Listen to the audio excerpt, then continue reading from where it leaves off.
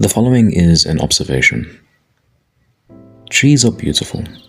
During the day, they are vibrant and lush. They signify life. If you've ever been to a town where there are no trees, it's a terrible thing. When I went to boarding school for a year, the place where I was at basically had no trees. Compared to where I live, it is, that contrast was very difficult for me. But during the day, trees are lush and beautiful, but at night, they are very, they're very different. Almost sinister due to their kind of silhouette and, imposing because of the shapes that they create in the sky.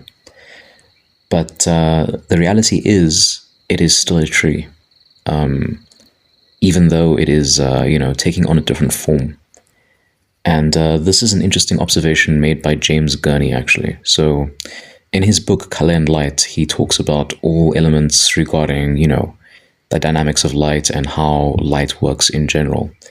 And this is basically a bit of design sense that stuck with me, how the same object under different lighting conditions, or the same thing, or the same, anything under different conditions can take on a different appearance, a different mood.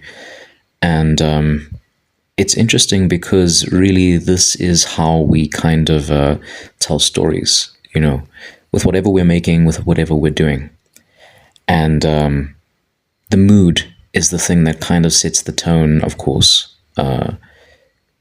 With fine art, a lot of the time, sometimes the art is abstract and, maybe it's trying to tell us a story, but sometimes it can be lost to us.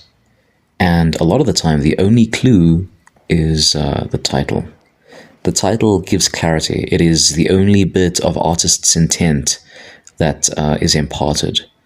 And really, it is what, helps give direction.